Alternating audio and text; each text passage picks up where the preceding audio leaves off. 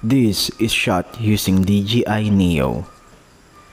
Initially, wala akong mataas na expectation sa drone na to. I thought mababa lang ang kaya niyang i-video or low quality ang camera niya. Pero based naman sa nakikita nyo, konting adjustments lang pala sa production ng clips, sobrang ganda niya. Not bad para sa vlogs, hindi ba? I'll be honest, nabili ko to dahil inilabas na ang DJI Neo 2 at DJI Osmo Action 6. Nagkaroon ng malakihang discount sa Shopee app. Ang presyo ng DJI Neo noon ay katulad lang ng current pricing ng DJI Neo 2, above 10,000 for the basic drone na walang controller. Sa ngayon, during the time of this filming, 7,800 lang ang basic package at pinili ko na ang Flymore combo sa halagang 14,600. Ganito talaga pag may bagong labas or posible nang ma-phase out ang older version. Pero sadly, bumalik na ang presyo ng DJI Neo sa 9,000 plus for the basic package at 17,000 plus naman para sa Flymore combo. Kaya hindi ko masasabi kung magbibigay ulit sila ng similar discount kasi pagka-check ko, bumalik na siya sa old pricing niya.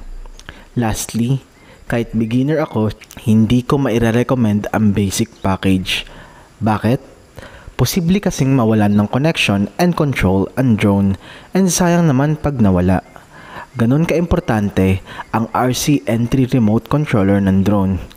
From the basic phone connection lang na may max distance ng 50 meters na in real world conditions baka mas mababa pa dahil humihina ang connection ng Wi-Fi.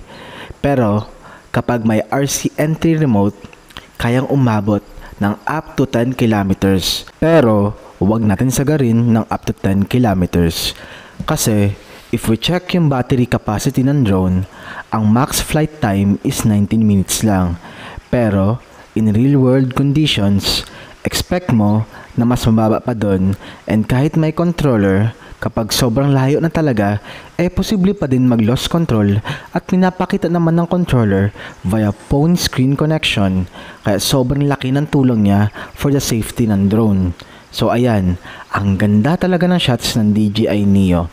For the discounted price, this is way too worth it sa ganda at distance na covered niya. Hindi kayo mabibitin. Ipapakita ko pa ng onte ang shots ng DJI Neo bago tayo pumunta sa unboxing video natin.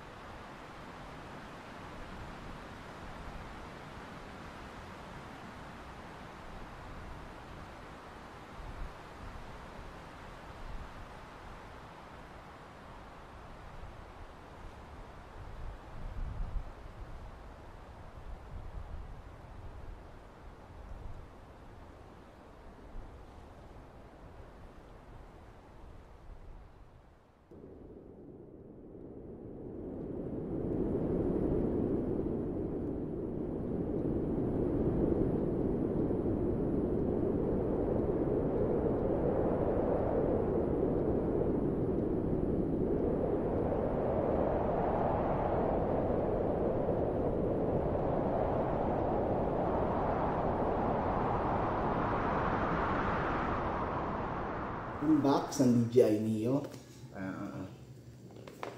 Confirm ko muna. Hanggat hindi natin nabubuksan, hindi tayo safe, no? Kasi baka mamaya, stone brick ang lumabas. Hindi ko na ito gugupitin, no? Kasi pag ibabalik natin siya in case na hindi siya yung laman, mahirap din.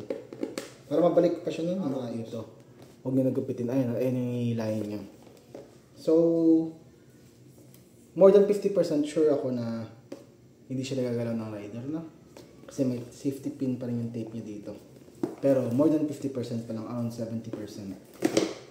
Ayan, binuksan ko na. DJI. First drone ko to, so magiging parte ng buhay ko to, ng puso ko. Uy, ano to? Ito yung laman niya. Wow. Mukhang legit Mukhang hindi fake. Ano to? Ayun. Ito yung battery pack niya. Ayan, 3. Paano ba tatanggalin? Di pa kasi ako marunong. Yun o. Ayan, yung battery niya. So, tingnan niyo yung battery niya. Ayan. So, kung 19 minutes ang naka-recommended sa kanya na flight time, tingin ko baka 15 minutes lang. Pero okay na rin ako doon, no? Kasi for short vlogs, feel ko, yung isang battery niya, for short vlogs, okay na rin yun, no? Kahit yung 15 minutes na video. Kasi aakit pa yung drone, eh. Makakonsume din niya yung battery. Ayun, ito yung ating RC controller. Napakamahal ng RC controller ng DJI, no? Mayroon pang iba't ibang shops na nagbebenta nito sa halagang 8,000. Imagine mo yung 8,000 para lang sa controller na to. Napakamahal. Napakamahal nito. Mas mahal pa siya sa current pricing ng DJI Neo na basic package. Siyempre, ito na.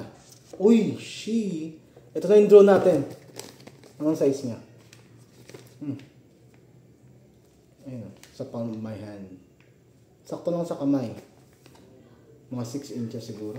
6 by 6. I'm not sure na 6 by 6. Pero palm of my hand. Pero mukhang solid siya, guys. Sabi nila, ito daw yung drone na laruan lang. Ayan o. Para nga siyang laruan. It feels like a toy. Ayan o. Plastic. Uy, may protector. Ayan o. Yung camera niya. Pero makakashot kaya siya na may cover. Camera cover. Hindi ko kasi sure eh. Ito ba? Mali ata ako. Yan. Mukhang hindi siya makakapag-shot ng may cover. Masyadong madilim pero ayan, check natin kung nandito yung isa niyang battery. Parang sobrang yung gaan. Literal na 100 plus grams, 135 grams siguro, ganun. Yun kasi yung endorse nila eh. Pipindutin mo lang yung button dito. Ayan. Para mabuksan siya. Uy! Ay, ito na pala yung battery niya. Wala na siyang cover. Diretso pasak na, oh. Ayan, oh. Ito yung itsura niya. Pag walang battery, parang sobrang gaan niya. Pasak na natin. Para safe, i-charge natin yung kanyang mga batteries, no? Meron siyang, ayan, yung kanyang charger. Yan na mismo. Ito na. May kasama siyang charger. Yung ano na lang mismo. Yung ulo na lang. Well, itong ayos ng drone, no? May kasamang screwdriver. In case lang siguro na bumagsak yung drone. Pero syempre, first drone ko, hindi ko sisirain agad, no? Kahit naman tumagal, hindi ko siya ibabangga.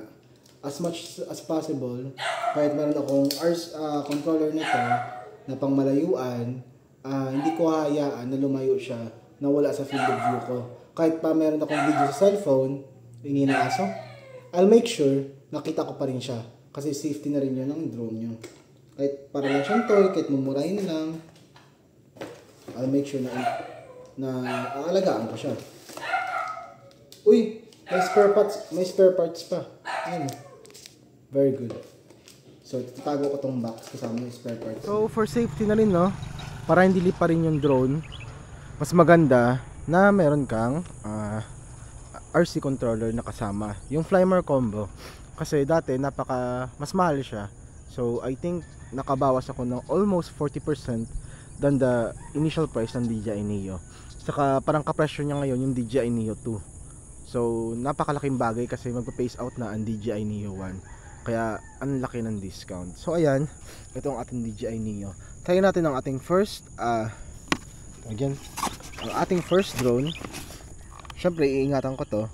Kaya dapat sa line of sight lang natin siya. So, hanggang dito lang. So, ito yung nakikita ng camera. Yan o.